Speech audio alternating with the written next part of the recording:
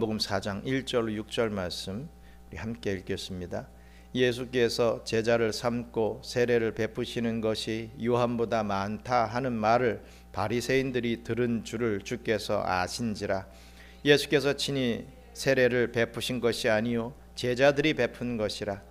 유대를 떠나서 다시 갈릴리로 가실새 사마리아를 통과하여야 하겠는지라. 사마리아에 있는 수가라 하는 동네에 이르시니 야곱이 그 아들 요셉에게 준 땅이 가깝고 거기 또 야곱의 우물이 있더라. 예수께서 길 가시다가 피곤하여 우물 곁에 그대로 앉으시니 때가 6시쯤 되었더라. 아멘. 우리가 계속 요한복음을 살펴보고 있습니다. 이 요한복음의 이 앞부분은 이 당시 이스라엘의 부패한 영적 상태가 어떠한지를 계속해서 대서특필하고 있습니다. 이스라엘이 이렇게 부패했다, 너희들의 모습이 이러한 모습이다 라는 것을 적나라하게 보여주고 있죠. 간단히 요약하자면 세례 요한을 찾아 당신이 그리스도인가 묻는 눈먼 유대인들이 있었던 것을 소개하고 있죠. 뭔가 조금만 영향력 있는 사람이 나타나면 당신이 메시아인가? 네가 메시아이냐? 이렇게 묻는 기득권자들, 또 이 유대인들의 모습들을 봅니다. 또 잔치자리에 포도주가 없는 빈 항아리와 같은 유대인들이다라는 것을 대서특필하고 있죠. 또 장사하는 곳으로 변질되어 버린 더럽혀진 성전이 바로 너희들의 모습이다 라고 말씀하고 있습니다. 또 니고데모를 통해서 대변되는 영적으로 죽어있는 이 산헤들린 공회가 이러한 모습이 되고 있다라는 것을 말해주고 있습니다. 또 그리스도의 증언을 받아들이지 않는 이 영적 귀가 막혀버린 사람들이 계속해서 차례대로 보여주고 있는 것을 봅니다. 왜 이러한 말씀들을, 왜 이러한 내용들을 소개하겠습니까? 너희들이 이렇게 부패했다, 너희들이 이렇게 큰 죄를 짓고 있다, 그렇기 때문에 너희들은 예수가 필요하다라고 하는 것을 강조하기 위함입니다. 이런 흐름 속에서 또 한 번 비참한 영적 상태를 가진 여인을 성경은 등장시키고 있습니다. 우리가 잘 알고 있는 이 사마리아 여인이 바로 이 말씀의 이 주된 주인공이 됩니다. 물론 주인공은 예수님이지만 이 부분에 있어서 이 사마리아 여인이 드러나는 것을 봅니다. 우리가 참 잘 알고 있는 이 사마리아 여인이죠. 이 사마리아 여인과 예수님의 대화에는 정말 풍부한 진리의 내용이 담겨져 있습니다. 몇 주 걸쳐서 이 부분의 내용을 우리 함께 또 묵상해 보려고 합니다. 큰 은혜 받으시기를 간절히 바랍니다. 먼저 요한복음 4장 1절로 4절 말씀, 전반부 말씀만 같이 읽겠습니다. 예수께서 제자를 삼고 세례를 베푸시는 것이 요한보다 많다 하는 말을 바리새인들이 들은 줄을 주께서 아신지라. 예수께서 친히 세례를 베푸신 것이 아니요 제자들이 베푼 것이라. 유대를 떠나서 다시 갈릴리로 가실새 사마리아를 통과하여야 하겠는지라. 아멘. 오늘 이 본문 말씀을 보시면 비천한 자를 찾아오시는 예수님을 우리가 볼 수가 있습니다. 부한 자, 권력 있는 자, 뭔가 득이 되는 자를 찾아오시는 것이 아니라 비천한 자를 우리 예수님께서 직접 찾아오시더라라는 말씀이죠. 예수님께서 세례 요한보다 더 많은 사람을 제자로 삼고 또 예수님의 이 제자들이 세례 요한보다 더 많은 사람들에게 이 세례를 주더라라고 하는 말이 예루살렘의 이 소문으로 완전히 확 퍼져버렸습니다. 이런 소문이 바리새인들에게까지 들려졌던 것이죠. 이 바리새인들은 당시 많은 사람들에게 존경받고 또 엄청난 영향력을 미치는 그러한 존재들이었습니다. 그런데 새로운 존경받는 지도자가 출현했다라고 하는 그 사실이 그들을 굉장히 위협했던 것입니다. 그들에게 위압감을 주기에 충분했습니다. 특히 예수님의 주된 가르침은 바리새인들과 같은 사람들의 위선적인 행실, 이러한 것들을 공공연하게 책망하는 것이었습니다. 그렇기 때문에 바리새인들은 이 예수님과 그의 가르침을 받아들일 수가 없었습니다. 못마땅하게 생각했던 것이지요. 그리고 자기들보다 더 인기가 있어지고 있는 그 예수를 시기하는 마음이 들어갔던 것입니다. 게다가 더 커져가는 이 예수님의 영향력에 위기감까지도 느꼈던 것입니다. 역사상 보면 항상 그렇습니다. 항상 기득권자들은 자신들의 그 기득권을 빼앗기지 않으려고 무진 애를 쓸지요. 수단과 방법을 가리지 않고 자기들의 그 권위, 그 세력, 그 영향력을 놓치지 않기 위해서 항상 비열한 방법까지도 쓰는 것을 봅니다. 지금 바로 이 바리새인들이 그러한 모습을 보여주고 있는 것입니다. 이런 소문이 예루살렘에 퍼지고 이 바리새인들의 생각을 꿰뚫으신 예수님은 예루살렘과 이 유대 땅을 이제 떠나시고 다시 갈릴리로 가고자 하셨던 것입니다. 왜입니까? 아직 예수님의 때가 이르지 않았기 때문에 그렇습니다. 아직 예수님이 십자가에 못 박혀 죽으실 때가 아니기 때문에 그 자리를 피하셨던 것이죠. 바리새인을 비롯한 유대인들에게 미움을 받아 십자가를 지기에는 아직도 더욱 많은 사역을 할 것이 남아 있었기에 예수님은 그 자리를 피하시고 갈릴리로 가려고 하셨던 것입니다. 이스라엘 지역은요, 이제 길게 우리나라하고 아주 비슷합니다. 길게 북에서 남쪽으로 쭉 이어져 있지요. 이 지역을, 이스라엘 지역은 세 부분으로 나눌 수가 있습니다. 남쪽에는요, 맨 밑에 남쪽에는 예루살렘을 중심으로 한 이 유대 땅이 있습니다. 이 정치와 경제의 중심지이죠. 우리나라로 말하자면 이 서울과 같은 그러한 개념의 땅입니다. 또 중부 지역에는 사마리아 지역이 있습니다. BC 722년에 아수르의 침공으로 인하여서 이 아수르에게 이 북이스라엘이 멸망을 당하게 됩니다. 그래서 이 아수르는 침공한 나라에 자신들의 민족들을 보내서 이 혼혈 족속을 만드는 혼혈 정책을 쓰는 그러한 나라였습니다. 그래서 이 북이스라엘 지역의 사람들이 혼혈 민족이 되어버리는 거죠. 이 혼혈 민족이 된 사마리아인들이 거주하는 땅, 그것이 바로 이 사마리아가 된 것입니다. 북이스라엘 백성들이 혼혈 민족이 되어서 기거하던 땅이 바로 사마리아 땅이 된 것입니다. 이스라엘에게서 멸시받고 천대받는 사람들이 모여 사는 곳, 그것이 이 사마리아입니다. 오늘날 이 지금 이스라엘에서 좀 전쟁이 일어나고 있는데 어떻게 보면 이 가자 지구의 사람들이 그러한 사마리아인들과 비슷한 맥락의 그런 백성들이 되겠지요. 그리고 북쪽은 이 갈릴리 호수를 중심으로 해서 이 갈릴리 지역을 말합니다. 이 땅은 변두리 지역입니다. 속된 말로 촌입니다. 촌동네라고 할 수 있죠. 예수님은 이곳에서 대부분의 공생애를 보내셨던 것을 우리가 잘 알고 있습니다. 그런데 오늘 본문에 우리 예수님께서 이 유대 땅에 있으면서 갈릴리로 가신다, 예루살렘에서 이제 갈릴리로 가신다라고 하는 표현에 있어서 사마리아를 통과하여야 하겠다라고 하는 그러한 성경에서 기록을 하고 있는 것을 봅니다. 당시 유대에서 이 갈릴리로 옮겨갈 때에는 보통 세 가지 길이 있습니다. 먼저 사마리아 땅을 거쳐서 가는 그 길이 가장 빠르죠. 가장 지름길입니다. 그런데 문제는 유대인들은 이 사마리아인들과 그 땅을 부정하게 여겼다는 것에 있죠. 그래서 그 땅을 가려고 하지 않습니다. 부정한 땅이다.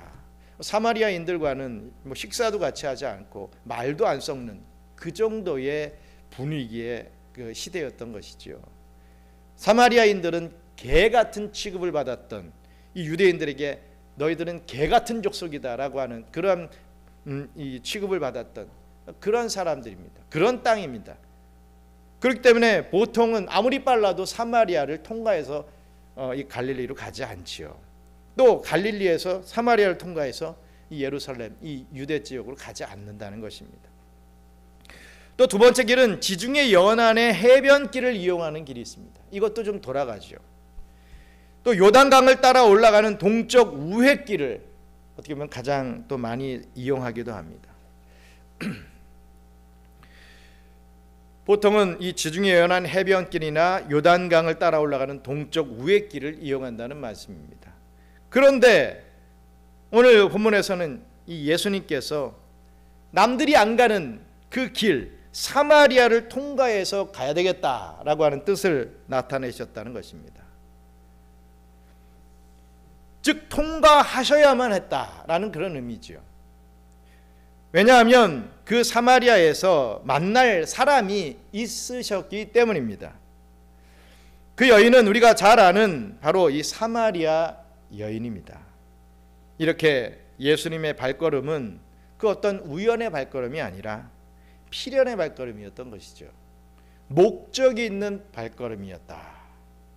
우연히 통과하셨다, 어떤 재미로 통과하셨다가 아니라 목적이 있기 때문에 그 사마리아 땅을 들어가셨다는 것입니다. 흥미로운 것은 우리가 앞서 봤던 3장에 나오는 이 니고데모와 지금 보고 있는 이 4장의 사마리아 여인은 묘한 대조를 이루고 있는 것을 볼 수가 있습니다. 이 성경학자 아더 핑크라는 분은 이 니고데모와 이 사마리아 여인을 이렇게 대조하면서 주석을 달았습니다. 이름을 가진 바리새인 남자 니고데모라는 표현과 이름을 알 수 없는, 또 수에도 사람의 수를 셀 때도 이 수에도 치지 않는 여자 사마리아 여인, 이렇게 대조를 하고 있습니다. 또 이스라엘의 선생이라고 불리는 신분이 높은 남자 니고데모, 또 물을 길러오는 비천한 신분의 여자 사마리아 여인, 이렇게 대조를 시키고 있죠. 또 은혜를 받은 유대인이었던 니고데모, 무시당하는 사마리인인 이 사마리아 여인, 이렇게 대조를 합니다. 또 재판을 하는 산헤들린 공회원이었던 니고데모, 남편을 5이나 바꾼 죄를 지은 방탕한 여인 사마리아 여인을 대조시키고 있습니다. 성경은 이렇게 극단적으로 다른 두 사람을 대비하면서 높은 자도 또 천한 자도 다 하나님의 은혜가 필요한 존재라고 하는 것을 잘 보여주고 있다라는 말씀입니다. 남자도 여자도 뭐 높은 자도 낮은 자도 다 하나님의 은혜가 필요한 존재라는 것입니다. 예수님은 당시에 이렇게 천한 자라 하더라도 그 사람이 당신의 백성이라 한다면 친히 찾아가 주셔서 만나 주시는 분이셨다. 오늘 우리 예배 중에 불렀던 이 찬양, 내 마음 만지는 분은 예수밖에 없다라고 하는 그 내용과도 같이 우리 예수님은 바로 우리의 마음을 만져주시는 분이었다, 유일한 분이셨다라는 것을 우리가 알 수가 있습니다. 예수님에게는 뭐 부한 자, 이 가난한 자 이런 게 아무 의미가 없습니다. 예수님에게는 뭐 유대인, 사마리아인 뭐 이런 인종차별적인 이런 것이 아무런 문제가 되지 않습니다. 예수님은 그 어떤 신분이라도 사랑하는 자를 찾아 만나주시고 또 구원해 주시는 분, 그게 바로 예수님이라는 것이죠. 그래서 예수님은 당시에 천대받는 자들을 많이 만나 주시는데 이런 오늘같이 이 사마리아인, 또 귀신 들린 자, 문둥병자들, 정말 소외되고 비천한 자들을 직접 찾아와 만나 주시는 것을 봅니다. 뿐만 아니라 죄인들도 참 많이 만나 주셨죠. 이 동족의 피를 빨아먹는 세리를 만나 주셨습니다. 음행하는 여인까지도 만나서 그 죄를 용서해 주셨죠. 마찬가지로 우리와 같은 아무것도 아닌 자들도 우리 예수님은 찾아오시고 만나 주시는 것입니다. 심지어는 여러분들이 이 과거에 뭐 아무리 나쁜 짓을 저질렀어도 이 하나님이 저와 여러분들을 구원하시기로 작정하셨다면 예수님은 반드시 저와 여러분을 찾아가셔서 만나 주시고 구원하시고 또 변화시켜 주시는 분이 바로 예수님이십니다. 그렇습니다. 우리는 죄인이고 비천한 자입니다. 아무것도 아닌 자지요. 우리는 오늘날의 사마리아 여인과 같은 존재들입니다. 그러한 저와 여러분을 우리 예수님께서 친히 찾아오셔서 만나 주셨다. 그리고 우리의 마음을 만져주시고 위로해 주셨다. 세상은 부라고 하는 신, 이 행복이라고 하는 신, 이 과학이라고 하는 신, 정말 이 세상이 좋아질 것이라고 하는 헛된 어떤 이 욕망들을 가지고 우리들을 꼬셔내지만 우리 주님께서는 우리를 깨닫게 하시고 우리에게 이 구원을 약속해 주시며 우리 구원받은 자들이 살아가는 그러한 복된 삶을 살게 만들어주셨다는 것을 다시 한번 깨닫고 늘 항상 감사 올려드릴 수 있는 저와 여러분들 되시기 바랍니다. 우리 말씀 요한복음 4장 5절로 6절 말씀, 요한복음 4장 5절로 6절 말씀 함께 읽겠습니다. 사마리아에 있는 수가라는 동네에 이르시니 야곱이 그 아들 요셉에게 준 땅이 가깝고 거기 또 야곱의 우물이 있더라. 예수께서 길 가시다가 피곤하여 우물 곁에 그대로 앉으시니 때가 6시쯤 되었더라. 아멘. 신앙의 결단을 요구하시는 예수 그리스도이심을 우리가 깨닫게 됩니다. 신앙의 결단을 해라 라고 말씀하시는 것이요. 찾아오셔서 무슨 얘기를 합니까? 너 이 상태에 머무르지 말고 신앙의 결단을 해라라는 것입니다.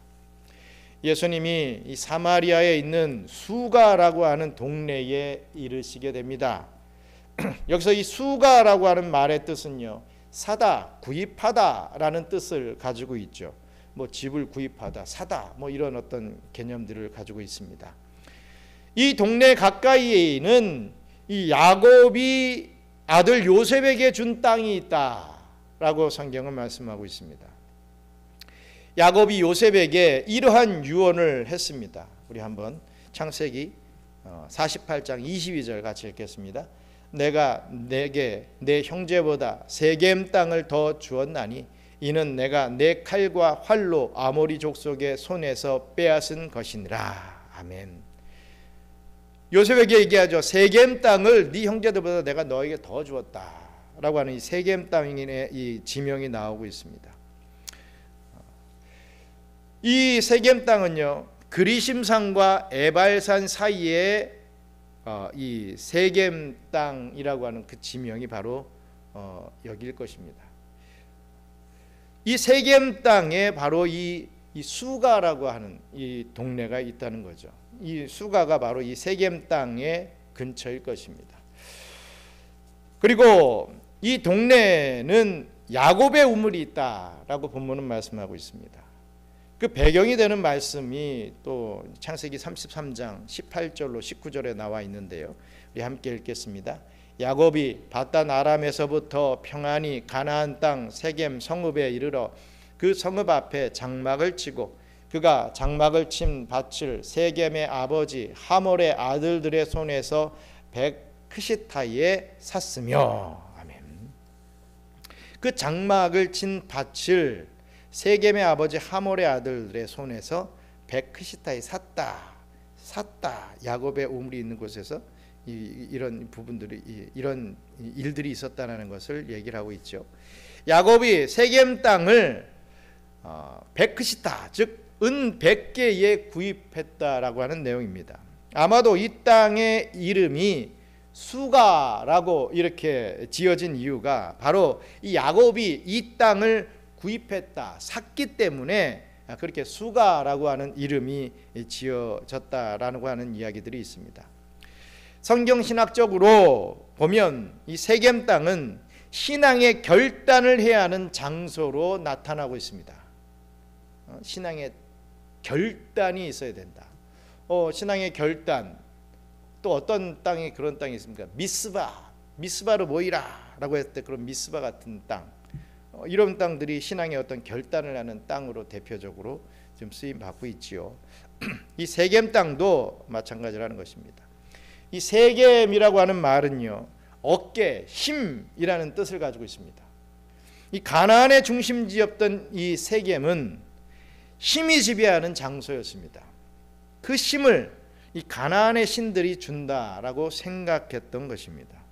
그래서 아브라함은 이 처음 세겜 땅에 와서 여호와께 단을 쌓게 되지요. 이 아브라함이 이 땅에, 이 세겜 땅에 들어와서 제일 먼저 한 것이 이 여호와 하나님 앞에 이 단을 쌓은 것입니다. 우리 창세기 12장 6절로 7절 말씀 같이 읽겠습니다. 아브라함이 그 땅을 지나 세겜 땅 모래 상수리 나무에 이르니 그때에 가나안 사람이 그 땅에 거주하였더라. 여호와께서 아브라함에게 나타나 이르시되 내가 이 땅을 네 자손에게 주리라 하신지라. 자기에게 나타나신 여호와께 그가 그곳에서 제단을 쌓고. 아멘. 모래 상수리 나무라고 하는 것은 이 가나안 땅에 무당들이 신접했던 장소였습니다. 우상 문화, 우상 숭배 문화가 가득한 곳이었던 것이죠. 이곳에서 아브라함은요, 여호와 하나님을 섬기기로 결단합니다. 나는 오직 여호와 하나님만을 섬기겠습니다 라고 아브라함이 결단한 곳, 그것이 바로 세겜 땅이었다라는 말씀입니다. 그 모래 상수리 나무가 있는 그 지역이 세겜이었다라는 말씀이죠. 그리고 야곱은 자신의 딸 디나가 강간당하고 자신의 아들들이 살인자가 되는 이 가정의 파탄의 그런 상황들을 보면서 자신들 안에 있는 우상을 버릴 것을 결단하게 됩니다. 우리 잘 아는 말씀이죠. 창세기 35장 4절 말씀 같이 읽겠습니다. 그들이 자기 손에 있는 모든 이방 신상들과 자기 귀에 있는 귀고리들을 야곱에게 주는지라. 야곱이 그들에게 세겜 근처 상수리 나무 아래에 묻고. 아멘. 무슨 내용입니까? 이것이 세겜 땅에서 이 딸 디나가 강간을 당하고 아들들은 그것도 또 복수하겠다고 또 살인자가 되어버리지요. 그러니까 이제 깨닫게 됩니다. 아, 이렇게 살아서는 안 되겠구나. 내가 우상 문화에 휩쓸려 가지고 이렇게 자녀들이 성적으로 문란해지고 성적인 모욕을 당하고 또 살인자까지 되는 그런 죄인의 자리에 올라가는 것, 이제는 이럴 수가 없구나. 하나님께서 나에게 깨닫게 해주시는구나. 너 이렇게 살면 안 된다. 너 내가 이 세겜 땅에 머무르지 말라고 하지 않느냐. 너는 하나님 앞에 바로 서야 되는데 왜 여기에 있느냐라고 이 가르쳐 주시면서 결단하게 하죠. 그래서 이방, 그 자신의 가족들이 이 무리에 속해져 있는 사람들이 가지고 있는 이방 신상들, 이런 걸 다 땅에 묻습니다. 이네들이 이 귀걸이 같은 이런 부분들은 우상 신상의 어떤 문형들이 많죠. 어떤 신적인 그런 요소들을 귀에 달고 다니는, 어떤 나를 지켜준다 이런 어떤 의미의 우상 숭배일 때가 참 많습니다. 그런 귀걸이까지 다 땅에 묻어버리고 결단을 했다 이거죠. 내가 이런 거 다 버리고 세상의 것 버리고 세상이 주는 위안들 다 내려놓고 여호와 하나님만 바라보겠습니다. 주님이 가라시는 곳으로 가겠습니다 라고 하는 그러한 결단을 했다라고 하는 그런 내용의 말씀입니다. 또 가나안 땅으로 들어가면서 이스라엘 백성들에게 여호수아는 결단을 호소하는 그런 내용들을 우리가 볼 수 있습니다. 여호수아서 24장 15절 말씀 같이 읽겠습니다.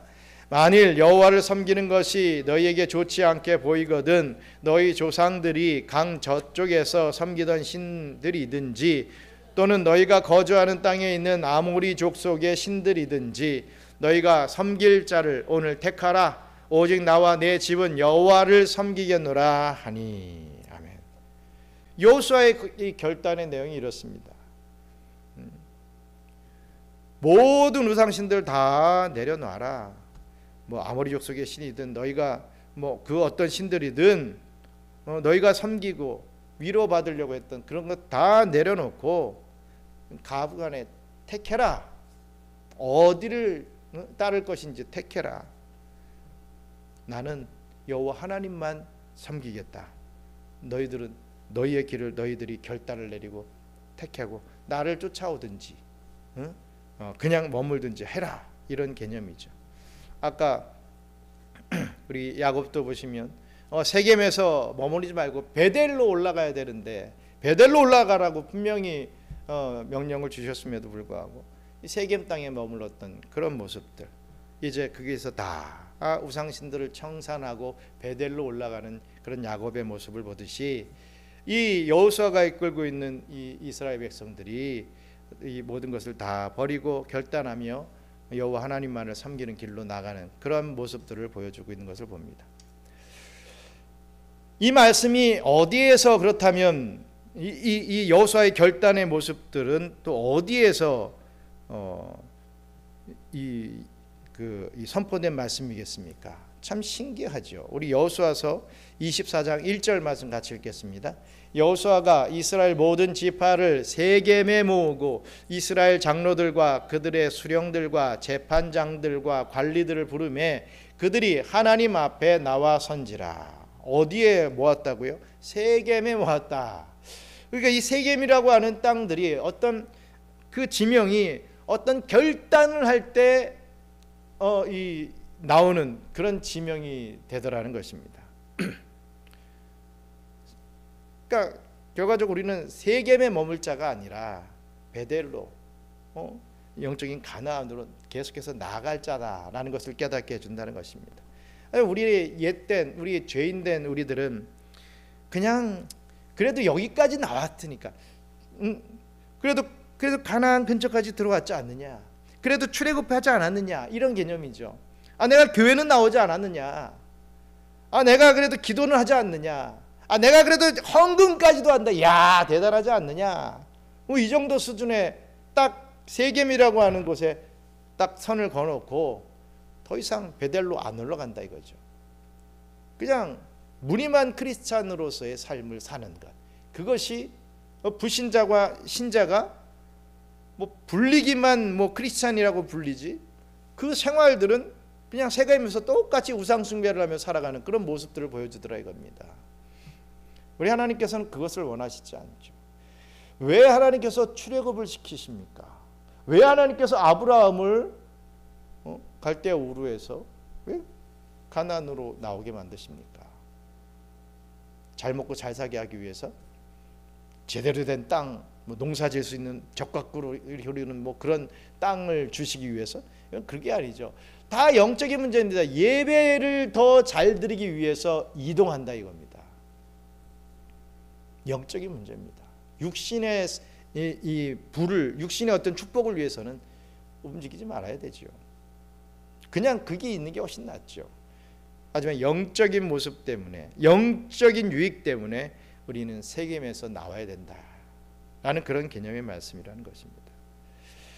이렇게 이 세겜 땅이라고 하는 곳은 결단이 필요한 사람들에게 하나님이 결단을 요구하시는 장소로 쓰였다라는 것을 알 수가 있습니다. 그래서 우상을 버리고 하나님만 섬겨야 할 여인을 우리 예수님께서는 만나셔야 했던 것입니다. 그 여자는 어떤 여자였습니까? 이전에 남편을 5이나 두었던 여자였죠.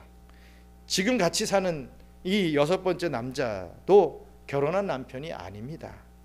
아마도 이 여인은 음란과 이 쾌락이라고 하는 우상에 빠져 살고 있었던 여자였을지도 모르겠습니다. 기구한 어떤 운명의 장난 같은 그런 부분도 우리가 생각할 수 있겠지요. 하지만 성경은 이 사마리아 여인을 소개를 할 때 어쩔 수 없이 그런 삶을 살았더라 이렇게 얘기하지 않고 비춰지는 것이 음란과 쾌락에 묶여 살았던 여자, 이렇게 보통 소개를 하고 있습니다. 아무튼 우리 예수님은 그 여인으로 하여금 결단하여 믿음의 삶을 살게 하시려고 계획했던 것이죠. 예정되어 있었던 것입니다. 마찬가지로 우리가 살아가는 이 세상도요, 힘이 지배하는 이 세겜과 같은 곳입니다. 오늘날은 이 돈의 신, 이 과학이라고 하는 신, 행복이라고 하는 신, 이러한 신들을 최고의 신으로 인정하고 우리가 섬기고 살아가고 있지 않습니까? 아무리 예수 잘 믿어도 주의를 한다고 해도 솔직히 돈 없으면 힘듭니다. 돈에 매여 살 수밖에 없는 게 인생 아니겠습니까? 막 딸려간다 이거죠. 주여 그렇지 않게 해주시옵소서라고 하면서도 눈 뜨면 현실이 보이고 하니 뭐 돈에 끌려갈 수밖에 없는 거 아니겠습니까? 좀 더 편하고 좀 더 오래 살고 좀 더 좋은 삶을 살기 위해서 이 과학이라는 것 얼마나 우리들에게 좋은 것들, 유익한 것들을 줍니까? 뭐 요즘 우리들이 이 세상을 잘 몰라서 그렇지 이 AI라고 하는 것이 정말 엄청나게 지금 발전을 했고요. 이제 로봇 이런 부분들도 너무나도 기술이 발전해 가지고 정말 우리가 스타워즈나 터미네이터 이런 영화를 봤던 그 내용들이 이제 현실로 이루어질 날이 5년 10년 아무리 늦어도 20년 안에는 이게 그 영화 속의 세상이 되어버릴 것입니다. 누구도 부인할 수 없죠. 과학이라고 하는. 하지만 우리에게 조금 편의를 주고 좀 도움을 준다 할지라도 그 과거로 인하여서 우리가 점점 멸망해 가는 것, 그것을 우리가 깨달을 수 있어야 되는 겁니다. 행복도 신이라 이거죠. 우리 찬양 중에 그것이 행복이라고 하면서 우리가 얘기를 하면서 우리 기독교인들의 이 행복은 이런 것이다 라는 것으로 우리가 깨닫게 해주는데, 세상 사람들이 말하는 행복은 그게 아니지 않습니까? 앞에 말했던 돈이라는 신이 나에게 물질을 많이 줬으면 하는 게 행복이라고 하는 신에 우리가 빌고 있는 내용입니다. 과학이라고 하는 신이 나를 오래 살게 하고 건강하게 하고 내 다리가 아프면 새 다리로 끼게 만들어주고 이렇게 좀 해달라고 하는 것이 행복의 신 아니겠습니까? 물론 문제 없이 그냥 편안하게 살 수 있게 해달라, 그게 저의 행복입니다. 행복의 신이여 제발 저를 그렇게 만들어 주시옵소서 라고 하면서 살아가고 있는 것이 우리 인간들 아니겠습니까? 이런 돈, 과학, 행복 등등 이런 것을 최고의 신으로 우리는 받들면서 살아가고 있는 것, 누구도 부인할 수 없다는 거죠.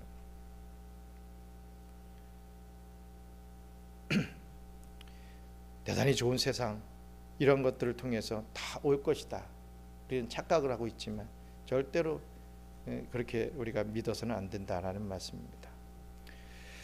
우리의 삶은 무조건 행복해야 한다라고 절대로 우리는 그러한 믿음을 갖고 살아서는 안 되겠습니다. 만약에 우리의 삶은 무조건 행복해야 된다 그렇게 믿고 우리 크리스찬들이 살아간다고 한다면, 그런 생각은 반대로 그렇다면 그러한 삶이 행복이고 그러지 못한 삶, 이 고난은 저주라 이렇게 생각할 거 아니겠습니까? 우리에게 찾아오는 고난은 이건 저주다, 이건 무슨 징계다, 이렇게만 생각할 거 아니겠습니까? 하지만 우리는 그렇게 생각하지 않죠. 이 고난조차도 우리 하나님께서 주시는 축복이라고 우리는 믿고 있습니다. 우리 하나님의 백성들에게 고난이 온다 이거죠. 근데 왜 옵니까? 우리가 쓴 약을 먹고 우리가 나음을 얻듯이 입에는 쓰고 지금 당장은 힘들어도 그것을 통해서 우리가 더 나은 영적인 건강함을 얻고 이 죄의 치유함을 받는다고 한다면 그것은 저주가 아니라 축복 아니겠습니까? 우리가 무조건 행복해야 된다 이러한 생각을 가지고 우리는 살아서는 절대로 안 된다는 것입니다. 여러분들의 우상은 무엇입니까? 어떤 성공입니까? 어떤 쾌락입니까? 내 삶에 이것 없으면 절대 안 돼, 혹시 이런 것들이 있습니까? 내 자식 제발 좀 잘 돼야 돼, 어떤 이런 것이 혹시 우상이 되고 있지는 않습니까? 내 남편, 내 부인, 이런 요소들이 우상이 되고 있지는 않습니까? 세상은 세상의 힘으로 여러분들이 구하는 것을 줄 수 있다, 다 잘 될 거야 라고 유혹을 합니다. 우리는 이런 세상으로부터 결단할 수 있어야 합니다. 하나님만을 선택하겠다고, 하나님만을 의지하겠다고, 하나님만이 저에게 필요합니다 라고 하는 그런 결단이 우리의 심령에서부터 우리의 입술로 고백되어져야 한다라고 믿습니다. 그런 삶을 살아가는 연습을, 훈련을 해나가는 이 땅에서 삶이 되길 바랍니다. 우리 성도 여러분, 예수님은 이 사마리아 여인을 만나기 위해서 사마리아로 지나가셔야만 했습니다. 이것은 우연이 아닌 필연의 역사였다라는 말씀이죠. 비천한 여인을 이 세상에서 가장 고귀한 여인으로 만들어 가시기를 원하신 것이 바로 우리 예수님의 계획이었다라는 사실입니다. 그러나 그 고귀한 존재로 만들어 가기 위해서 예수님은 이 여인에게 세겜 땅 부분에서 이 여인을 만나 우상을 버리도록 이 결단케 하십니다. 그냥 내가 알아서 다 해줄게. 그래, 나한테만 잘 빌어봐. 내가 너의 삶을 다 책임져 줄 거야. 배고프지 않게 해줄 거야. 너의 이 성적인 욕구까지도 내가 다 채워줄 거야. 이런 류의 말씀을 하신 것이 아니라 이거죠. 버려라. 너의 우상을 버려라. 결단해라. 이렇게 말씀하십니다. 그 사마리아 여인이 바로 저와 여러분들입니다.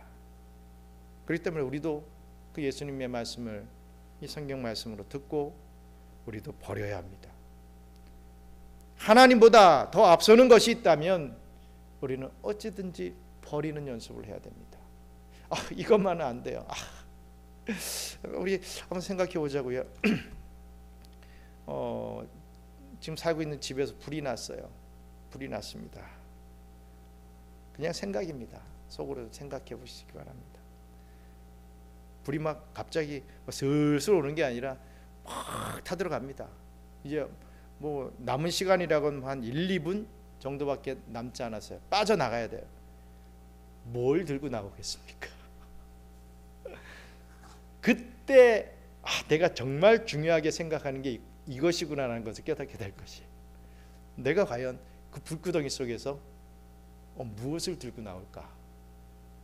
생각해 보시기 바랍니다. 그동안 조금이라도 모아놨던 나의 물질, 평생에 이런 금, 발을 내가 숨겨놨는데 그거 어떻게든 찾아가지고 들고 나올 겁니까? 무엇을 들고 나오겠습니까? 어떻게 보면은 그게 우리들의 우상이지 않는가? 우리가 생각해 볼 필요가 있지 않겠습니까? 내 돈, 내 미래, 내 행복, 그것이 하나님 앞을 가로막는다라고 한다면 이 야곱처럼 그것을 땅에 묻을 수도 있어야 됩니다. 묻어버릴 수 있어야 됩니다. 예수를 만남으로 썩어질 것을 위해 살지 말고 우리는 영원한 것을 위해서 살아갈 수 있도록 우리가 정말 다시 한번 각성할 수 있는 그런 은혜가 있기를 바랍니다. 그렇습니다. 참 이 강단에서 말하고 있는 이 목사도 그렇고 말은 쉽습니다. 정말 말은 어떻게 보면 제일 쉬운 게 말이겠죠. 좀 물론 말에도 권위가 있고 또 힘이 있지만 어쨌든 제일 쉽게 할 수 있는 게 말입니다. 이 말을 행동으로 옮긴다는 게 정말 제일 힘든 일이겠죠. 우리 크리스찬 정말 하나님의 백성들은 말만 하지 않고 말을 행동으로, 물론 바로 그렇게 업그레이드 되면 얼마나 좋겠습니까마는 조금씩이라도 우리가 변화된 그런 삶을 살아갈 수 있어야 할 것입니다. 오늘 이후로 우리가 세겜이라고 하는 이 땅에서 다시 한번 결단하고 우리 하나님보다 더 앞서는 것들은 내려놓고 더 하나님을 바라보며 주님을 붙잡으며 나갈 수 있는 우리 경영의 모든 성도들 되시기를 주님의 이름으로 축원합니다. 그렇습니다. 정말 비천한 저와 여러분들을 우리 사마리아 여인을 찾아오신 것 같이 저와 여러분들을 우리 주님께서 찾아오셨습니다. 그리고 너 왜 여기서 이렇게 머뭇거리고 있느냐? 너 여기서 왜 딸 디나가 강간당하는 것을 보고 이 아들이 이 살인죄를 저지르는 그런 모습들을 네가 왜 당하고 있느냐? 네가 베델로 올라간다면, 네가 미스바로 올라간다면, 우리가 영적인 이 예루살렘으로 올라간다면, 여기서 머물지 않고 정말 하나님을 바라보며 다 내려놓고 나아간다면, 정말 우리 하나님께서 허락해 주신 그 구원의 은혜와 또 앞으로의 또 축복들을 마음껏 받아 누릴 수 있을 터인데, 왜 너는 여기서 이렇게 살고 있느냐? 결단해라. 지금 바로 이 시간에 결단해라 라고 말씀하시며 우리에게 다가와 주신 우리 예수님이심을 믿길 바랍니다. 우리 비천한 우리를, 죄 많은 우리를 찾아주셨고 결단을 요구하시는 우리 예수님의 그 음성 앞에 우리 한번 결단할 수 있는, 또 무너질지라도 오늘 다시 한번 결단할 수 있는 그런 은혜 베풀어 달라고 함께 기도하겠습니다. 감사합니다. 하나님, 정말 죄 많은 인생, 이 죄인 중에 괴수인 이 저에게 찾아와 주셔서 오늘 이 사마리아 여인의 이 말씀을 통하여서 너는 왜 아직까지도 목사이면서 세겜에서 이렇게 헤매고 있느냐? 너는 무엇을 하고 있느냐? 너는 나를 위하여 살겠다고 하면서 왜 그러지 못하고 있느냐? 왜 너의 안일과 너의 이 생활만을 생각하고 있느냐? 네가 그래서야 되겠느냐라고 계속해서 말씀해 주시는 우리 예수님의 그 음성을 다시 한번 저의 음성으로 듣고, 아버지 하나님, 결단을 요구하시는 예수님의 그 음성 앞에 무릎을 꿇기를 원합니다. 아버지 하나님, 내가 좋아하고 내가 섬기는 우상을 다 땅속에 묻어버리길 원합니다. 나의 금기고리 또 금가락지 같은 것들을 다 땅속에 내려버리고 아버지 하나님, 이제 세겜에서 베델로 올라가기를 소원합니다. 주님, 우리 경영의 모든 성도들이 함께 베델로 올라갈 수 있도록 역사하여 주시옵소서. 기쁨으로 발걸음을 옮길 수 있게 도와주시옵소서. 아버지 하나님, 그냥 안일한 삶을 살지 않게 도와주시고, 내가 이 경양교회에 그냥 출입하고 있다라고 하는 것에 만족하지 않게 도와주시옵소서. 아버지 하나님, 내 가족들, 내 자녀들이 나를 이 길을 따라오지 않는다고 그냥 내버려두고 혼자만 또 올라가는 그런 어리석음이 아니라 모두 함께 손을 붙잡고 올라갈 수 있는 그런 베델이 될 수 있도록 주님 역사하여 주시옵소서. 감사합니다. 하나님, 세겜 땅에 머무르고 있는 우리 경양선교교회 성도들이 얼마나 많이 있습니까? 아버지 하나님, 자기만의 신앙의 선을 그어놓고 절대로 이 선은 내가 넘지 않습니다.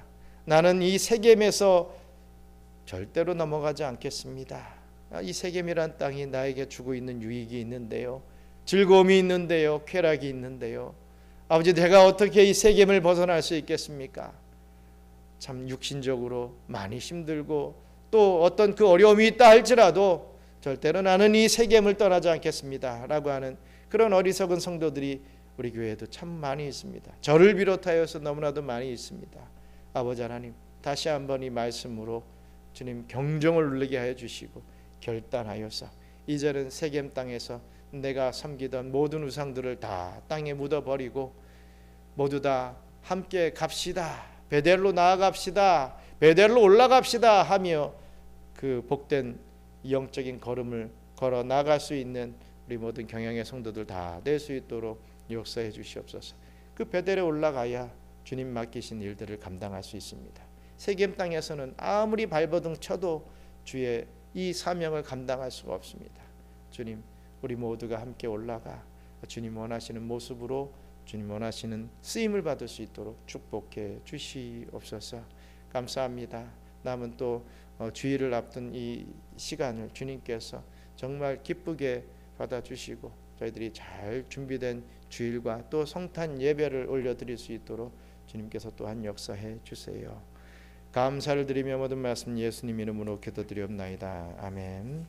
하늘에 계신 우리 아버지여, 이름이 거룩히 여김을 받으시오며 나라가 임하시오며 뜻이 하늘에서 이룬 것 같이 땅에서도 이루어지이다. 오늘날 우리에게 일용할 양식을 주시옵고 우리가 우리에게 죄 지은 자를 사하여 준 것 같이 우리 죄를 사하여 주시옵고 우리를 시험에 들게 하지 마시옵고 다만 악에서 구하옵소서. 나라와 권세와 영광이 아버지께 영원히 있사옵나이다. 아멘.